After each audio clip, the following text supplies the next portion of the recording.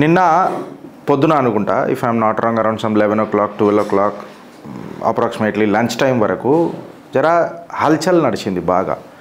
Major channels ఉంటాయి కదా, మన ఫస్ట్ పోస్ట్, ఎన్డీటీవీ, సిఎన్ఎన్, ఈ అన్నిట్లల్లా, మింట్, ఈ అన్నిట్లల్లా ఒక నడిచింది ఏంటంటే వైట్ హౌస్ దరిదాపులా ఒక ఫైరింగ్ జరిగింది. వాడు ఆఫ్ఘన్కి చెందిన ఒక ముస్లిం రెహమానుల్లా లంకన్వాల్ అని చెప్పి ఆయన పేరు. ఆయన ఆఫ్ఘన్ నేషనల్, 2021లో అమెరికాకు వచ్చిండు. ఇట్లా పలు వచ్చినాయి. ట్రంప్ ప్రెస్ ముంగట్టుకు వచ్చిండు, దీన్ని నేను చాలా అవెంజ్ చేస్తా, ఒక్కొక్కడు బద్దలు భాషింగాలు చేస్తా, ఎక్సెట్రా ఎక్సెట్రా ఇవన్నీ మాట్లాడిండ్రు. అయితే ఇప్పుడు ఈ వాషింగ్టన్ డీసీలో ఏదైతే వైట్ హౌస్ పక్కన జరిగిన అంబుష్ ఏదైతే ఉన్నదో ఫ్రెండ్స్, ఇది నిజంగా చెప్పాలనంటే ఇది కోఇన్సిడెన్సా, లేకపోతే బ్లోబ్యాకా, లేకపోతే మన కన్స్ట్రక్టెడ్ నరేటివా?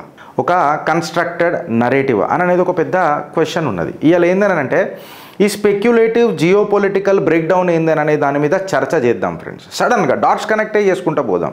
అండ్ తర్వాత లాస్ట్కి మీ అభిప్రాయం ఏందో మీరు కామెంట్ రూపంలో జర నాకు చెప్పుండ్రి. ఇవాళ దీని మీద చర్చ ఏందనంటే అసలు ఏం జరిగింది అననే దానికంటే ఇప్పుడు ఎందుకు జరిగింది అని అనేది చాలా ఇంపార్టెంట్. గిరీష్, నువ్వు ఫస్ట్ టైం ఇట్లాంటి లైన్ తీసుకుంటున్నావు, కరెక్ట్.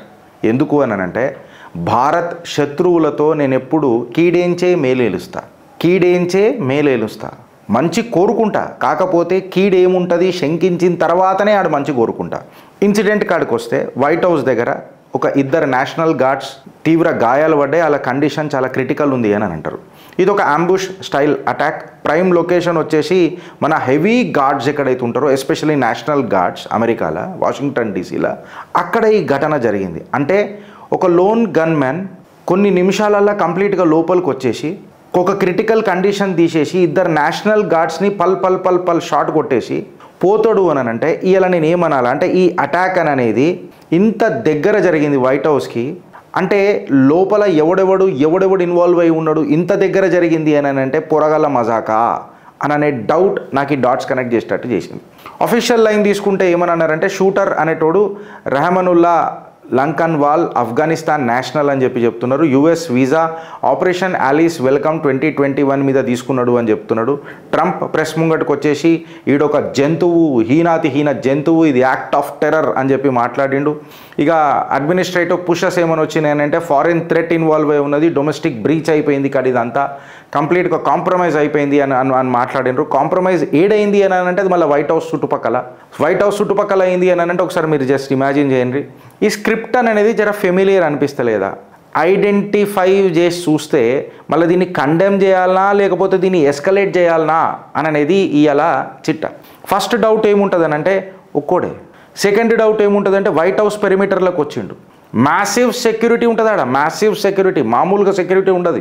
ఇది అయిపోయింది అని అంటే మళ్ళీ ఎవరికి గాయాలు జరిగినాయి అంటే నేషనల్ గార్డ్ అని అంటే మామూలు వాళ్ళు కాదు వాళ్ళు. అమెరికాలో వాళ్ళు కూడా highly trained skilled armed forces, వాళ్ళు హై విజిబిలిటీ ప్యాట్రోల్ ఉంటుంది వాళ్ళకు. వాళ్ళు ఇంట్లో గాయపడ్డరు అని అంటే అది కూడా జస్ట్ ఇమాజిన్ చేయండి. ఒక షూటర్ మొత్తం ఇంత క్లోజ్గా వస్తాడు, 10 to 15 రౌండ్లు ఫైర్ చేస్తాడు. అంటే షూటర్ లక్కీగా ఉన్నాడా లేకపోతే నిజంగా చెప్పాలనంటే ఎక్స్ట్రీమ్లీ కన్వీనియంట్గా ఉన్నదా ప్రాసెస్ మొత్తం? నేను మళ్ళీ ఒకసారి చెప్తున్నా, షూటర్ లక్కీ ఉన్నాడా లేకపోతే మొత్తం ప్రాసెస్ అంతా ఆయనకు కన్వీనియంట్గా చేసి పెట్టినరా అని అనేది ఒక పెద్ద క్వశ్చన్ ఇవ్వాలి. ఈ టైమింగ్ కూడా చూడండి, మొత్తం గ్లోబల్ సినారియోలో ఎట్లా నడుస్తుంది గ్లోబల్ పాలిటిక్స్లో అంటే ఇది ఎప్పుడు జరిగిందో జస్ట్ ఒకసారి డాట్స్ కనెక్ట్ చేయండి. జస్ట్ ఒక రోజు కాగానే జరిగింది. ఇది ఏం జరిగింది గిరీష్ అని చెప్పి ఉత్కంఠ వేటక్కనంటే ఆఫ్ఘనిస్తాన్ ఒక లీక్ ఇడిచింది, ఇమ్రాన్ ఖాన్ చచ్చిపోయిండు అని. కాబుల్ అగ్రెసివ్గా పాకిస్తాన్ ఐఎస్ఐ నరేటివ్లను గడ్డపారదించుతున్నది. కాబుల్ ఏం చేస్తున్నది అని అంటే United states of America Bagram air base నాకు కావాలి అని చెప్తే పక్కకు జరగాలరాని అని చెప్పింది. అమెరికాకు ఈ బగ్రామ్ ఎయిర్ బేస్ అనేది చైనా, ఇరాన్, రష్యా అని చూడనీకే ఒక దగ్గర సన్నిహితమైన ప్రాంతం కాబట్టి చూడనీకే నాకు ఈజీగా ఉంటుందని చెప్పి ఆఫ్ఘనిస్తాన్ మీద ప్రెషర్ వేస్తుంది. ఆ తరుణంలో ఆఫ్ఘనిస్తాన్ చాలా పక్కకు అని చెప్తున్నది. అంటే ఒక చిన్న చితక దేశం, మొన్నటిదాకా వీళ్ళ బిచ్చం పైసల మీద బతికిన దేశం ఇవాళ కంప్లీట్గా వాళ్ళంతల వాళ్ళు ఆటోనమస్గా కొన్ని డెసిషన్స్ తీసుకుంటున్నారు అని అంటే ఇది పెద్దన్న పాత్ర పోషిస్తున్న మా అమెరికాకు ఒక అవమానం కాదా అన్న ఒక అనుమానం మీకు కలుగుతలేదా? పాకిస్తాన్ ఇబ్బంది చేస్తున్నాడు, ఈ మునీర్గాడు పోయి మాట్లాడుంటాడు, మొన్న డబ్బా తీసుకుపోయి బిచ్చం అడిగిండు కదా, ఇట్లా తీసి రేర్ అర్త్ మినరల్స్ ఉన్నాయి మా పాకిస్తాన్లో అని. ఆ డబ్బా తీసి చూసినప్పుడు ఖచ్చితంగా మునీర్గాడు మాట్లాడుంటాడు. ఇప్పుడు ఆడు మొత్తం ఆర్మీకి, నేవీకి, ఎయిర్ ఫోర్స్కి చీఫ్ అయిపోయాడు మునీర్గాడు కంప్లీట్గా. 2030 వరకు వాడే ఉంటాడు అని చెప్పి ఏదో తీర్మానం కూడా, అమెండ్మెంట్ కూడా చేసుకొని పెట్టుకున్నాడు. ఇవన్నీ డాట్స్ కనెక్ట్ చేసినాండ్రి. అటు ట్రంప్ దగ్గరికి పోయి ఉంటాడు, లేకపోతే ఏదైనా సిఐ అఫీషియల్స్ దగ్గరికి పోయి ఉంటాడు.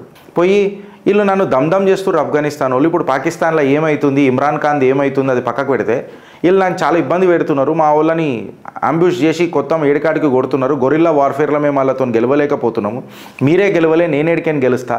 ఇవన్నీ డాట్స్ కనెక్ట్ చేయండి. అయితే ఇప్పుడు ఏం చేయమంటావు, జర మీరు గట్టిగా దించితే ఇక్కడ నుంచి నేను, అక్కడ నుంచి మీరు ఇద్దరం దిగితే సూపర్ ఉంటుంది కదా అని అంటే, నేను పాకిస్తాన్ వాడికి లేదా ప్రపంచ దేశాలకు ఒక చిన్న మెసేజ్ ఇస్తున్నా. ఏంటంటే అసలు ఆఫ్ఘనిస్తాన్ని పెంచి పోషించిందే ఈ అమెరికా, అల్ ఖైదాని పెంచి పోషించిందే ఈ అమెరికా. ఎప్పుడైతే రష్యాకి వ్యతిరేకంగా, రష్యాని ఎదుర్కోనికే అల్ ఖైదాని పెంచి పోషించిందే ఈ అమెరికా. ఎప్పుడైతే జైసా కర్నా వైసా భర్నా అని అంటారు, ఎప్పుడైతే అది రిటర్న్ వీళ్ళకి కొట్టిందో, ఇప్పుడు గాయ గత్తర చేస్తున్నారు, యాక్ట్ ఆఫ్ టెర్రర్ అని మాట్లాడుతున్నారు, ఒకడు యానిమల్ అంటున్నాడు, అది అంటున్నాడు. ఇప్పుడు ఈ యుఎస్ ఆఫ్ఘనిస్తాన్ ఒక టెన్షన్ క్రియేట్ చేయాలి. దాని తర్వాత ఏమవుతుంది అంటే ఫ్రాక్చర్స్ డెవలప్ అవుతాయి, ఇరుగుడు స్టార్ట్ అవుతాయి, ఫ్రాక్చర్స్ వచ్చుడు స్టార్ట్ అవుతాయి. ఇది కాగానే ఏమవుతుంది అంటే బగ్రామ్ ఎయిర్ బేస్ మీద జర అగ్రెసివ్గా దిగుతుంది. ఇప్పుడు ఏమన్నా చేయొచ్చు ఆఫ్ఘనిస్తాన్ని, మళ్ళీ నువ్వు వైట్ హౌస్ మీదనే దాడి చేయడానికి వస్తావురా, ఇప్పుడు చూడు బిడ్డ నీ ఆఫ్ఘనిస్తాన్ ఏం చేస్తున్నావు మళ్ళీ నేను అని చెప్పి యుఎస్ ట్రూప్స్ ఎంటర్ అయ్యే ఛాన్స్ ఉంటుంది. దాని తర్వాత రీజనల్ ఇంటెలిజెన్స్ని లీవరేజ్ చేసే ఛాన్స్ ఉంటుంది. బట్ ఆఫ్ఘనిస్తాన్ డైరెక్ట్ చెప్పేసింది, నువ్వు వెనకటికి గెలవలే, పారిపోవాల్సి వచ్చింది, మా గొరిల్లా వార్ఫేర్ టాక్టిక్స్ చూసి నువ్వు పారిపోవాల్సి వచ్చింది.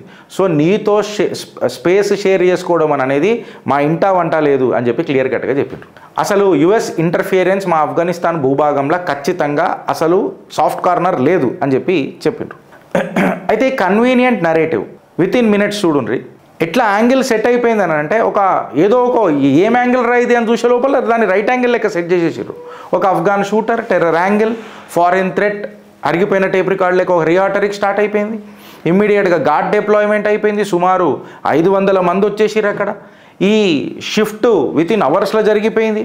ఈ స్పీడ్ జర మీకు టిపికల్ అనిపిస్తలేదా కంప్లీట్గా, లేదా ఇది ఒక మెసేజింగ్ డిసిప్లిన్ అనిపిస్తుందా అని అంటే నాకేమనిపిస్తుందంటే, టారిఫ్లతో పరేషాన్ అయిన ట్రంప్కి అమెరికన్ ప్రజలు గడ్డపరాధించుతారో అని చెప్పి సడన్గా నేషనల్ గార్డులు పెంచుకుంటే ట్రంప్ భయపడ్డాడు అని చెప్పి ఒక అప్రహెన్షన్ వస్తుందా, లేకపోతే అనుమానం వస్తుందా అనే నేతృత్వంలో ఎవడో ఒకడు బుల్లెట్ అయితే ఫైర్ చేయని తర్వాత చూసుకుందాంలే, గార్డ్ డిప్లాయ్మెంట్ చేసుకుందాంలే అన్న అనుమానం కూడా కలుగుతుందా లేదా?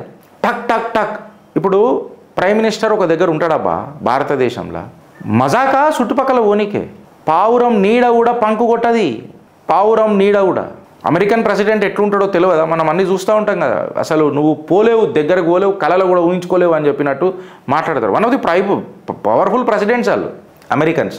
వాళ్ళ రేడార్లకు వైట్ హౌస్ నుంచి కొంచెం దూరంలో ఈ ఘటన జరిగిందని అంటే ఇక మీకు ఒకసారి చూసుకోండి. నేనేమంటున్నా, ఇది నిజంగా ఇట్లనే జరిగింది అని నేను చెప్తలేను, నేను నా అనుమానాలు వ్యక్తం చేస్తున్నా, పాసిబిలిటీ వ్యక్తం చేస్తున్నా. ఈ అటాక్ వల్ల ఎవరికి లాభం అని చెప్తున్నా, ఆఫ్ఘనిస్తాన్ మీద ప్రెషర్ వేయనికైనా, డిప్లొమాటికల్గానా, లేకపోతే మిలిటరీ బేస్ మీదనా. దాని తర్వాత ఏదైతే ఈ డొమెస్టిక్ యాంటీ ఇమైగ్రెంట్ సెంటిమెంట్ ఉంటుంది చూడు మళ్ళీ అమెరికాలో, అవి చూసినావా, సెటిల్ అయిన వాళ్ళతోనే ప్రాబ్లం అవుతుంది అని చెప్పి లొలి చేస్తారు. ఈ యాంటీ ఇమైగ్రెంట్ సిచ్యువేషన్ ఏదైతే మళ్ళీ ఉందో దాన్ని ఎక్స్ప్లాయిట్ చేసుకొని అవి చూసినావా, అమెరికా ప్రజలకు చాలా దగ్గరగా పనిచేస్తున్నాడు, వాళ్ళ ఆశయాలకు దగ్గరగా పనిచేస్తున్నాడు ట్రంప్ అని చెప్పి ఒక నేతి వీరకాయల బూటకపు నాటకం చేయడానికి ప్రయత్నం చేస్తున్నాడా. మళ్ళొకసారి సౌత్ ఏషియన్ పాలసీ మీద రీవిజిట్ చేయడానికి ప్రయత్నం చేస్తున్నాడా. నేషనల్ సెక్యూరిటీ డిబేట్ తీసుకొని వచ్చి పొలిటికల్ సైకిల్స్లలో ఆయన చేసిన ఏదైతే విధ్వంసం ఉందో, ఆర్థిక విధ్వంసం, దాన్ని కప్పిపుచ్చే ప్రయత్నం చేస్తున్నాడా. ఫ్రెండ్స్, ఇది ఎట్లుంటుందని అంటే ఈవెంట్స్ అంతా ఐసోలేటెడ్గా ఉంటాయి, కేవలం వీటిని మనం కోఆర్డినేట్స్ని డాట్ చేయాలి. హిస్టరీ మొత్తం తీసుకోండి, మీరు హిస్టరీ మొత్తం తీసుకోండి. ఎక్స్టర్నల్ థ్రెట్ ఏవైతే ఉంటాయో అవి కామన్ పొలిటికల్ టూల్స్కే యూజ్ చేసింది ఎప్పటికీ అమెరికా. ఈ గన్మెన్లు ఆల్మోస్ట్ ఎప్పుడు target narrative, symbol of policy, ఈ ఢిమ్కా, జస్టిఫికేషన్, ఇన్స్ట్రుమెంటేషన్ ఇవన్నీ పక్కకు పెట్టుండ్రి. ఇది ఒక ప్రేరేపితమా లేకపోతే నిజంగానే ఇన్సిడెంటా? మళ్ళీ ఇన్సిడెంట్ అయితే అమెరికన్ సెక్యూరిటీ ఇంత కాంప్రమైజ్ అయిందా? డాట్స్ కనెక్ట్ చేసుకుంటూ వస్తే ఆఫ్ఘనిస్తాన్ యుఎస్ని ఛాలెంజ్ చేసింది, ఇదే ఆఫ్ఘనిస్తాన్ పాకిస్తాన్ని ఛాలెంజ్ చేసింది, ఇదే పాకిస్తాన్ పోయి ట్రంప్ దగ్గర బిచ్చమెత్తుకున్నాడు, ఇదే అమెరికా మునీర్ ఖాన్తో చేతులు కలిపి క్రిప్టో కరెన్సీ ప్రమోట్ చేస్తుంది, ఇదే అమెరికా సెంట్ మార్టిన్ ఐలాండ్ కోసము బంగ్లాదేశ్ వాళ్ళని అది చేసింది, ఇదే అమెరికా బంగ్లాదేశీని విడగొట్టే ప్రయత్నం చేసింది, ఇదే అమెరికా మార్టిన్ ఐలాండ్ని తీసుకున్నట్టు చైనా ఇటు భారత్ ఇద్దరిని చూసుకుంటూ కూర్చోవచ్చు అని చెప్పి ప్రయత్నిస్తుంది. మళ్ళీ ఇదే బంగ్లాదేశ్లో ఇదే పాకిస్తాన్ మళ్ళీ ఎంటర్ అయ్యి అల్గావాదులు సృష్టిస్తుంది. ఇవాళ ఎవడికి దోస్తు ఎవడికి దుష్మన్ అని అనేది క్లియర్ కట్గా చూడు. వైట్ హౌస్ మెసేజ్ ఏమని ఇస్తున్నది, మీడియా యాంప్లిఫికేషన్స్ ఏ రకంగా వస్తున్నాయి, పబ్లిక్ ప్రెషర్ ఏడదాకా పోతుంది, మీడియా ప్రెషర్ ఏడికి తీసుకొస్తుంది. ఇది కేవలం ప్రూఫ్ అని అంటలేను నేను, డాట్స్ కనెక్ట్ చేసే ఒక అలైన్మెంట్ అంటున్నా. మీ కనుబొమ్మలు లేపే ఒక ఆలోచనమైన అంశం అని చెప్పి చెప్తున్నా. ఐడెంటిఫై చేయండి. ప్రొఫైల్ని సస్పెక్ట్ ఎట్లా చేసిర్రు, ఈ పొలిటికల్ స్పీచ్లు ఏ రకంగా వస్తున్నాయి, ఆఫ్ఘన్ యుఎస్ టెన్షన్స్ చూడుండ్రి. కన్క్లూషన్స్ డ్రా చేసే కంటే ముందు ఇండికేటర్లు ఏం చెప్తున్నాయో చూడుండ్రి. ఇన్ఫ్యాక్ట్ చెప్పాలనంటే ఇది ఒక సెక్యూరిటీ అఫైర్స్ మీద నూకుదామా, లేకపోతే కోయిన్సిడెన్స్ల మీదకి నూకుదామా, లేకపోతే కన్వీనియన్స్ల మీదకి నూకుదామా, లేకపోతే ఒక మీడియా మసాలా అని చెప్పి వదిలేద్దామా. మన జాబ్ అయితే సింపుల్, మనం నోటీస్ చేయాలా. కాకపోతే భారత్ అప్రమత్తంగా ఉండాలా. కుచ్తో పక్రా మొన్న భారత్ నోటం జారీ చేసింది, అమెరికా పరేషాన్లలో ఉన్నది, పాకిస్తాన్ బిచ్చమెత్తుకుంటున్నది, బంగ్లాదేశ్ ఇంటర్నల్ కూ మొదలైంది, పాకిస్తాన్లో కూడా మొదలవుతుంది ఖచ్చితంగా. డాట్స్ కనెక్ట్ చేయండి. कुछ तो हो रहा है, कुछ तो पक रहा है. सौगंध इस मिट्टी की, नया भारत आरंभ होने वाला है. भारत माता की जय.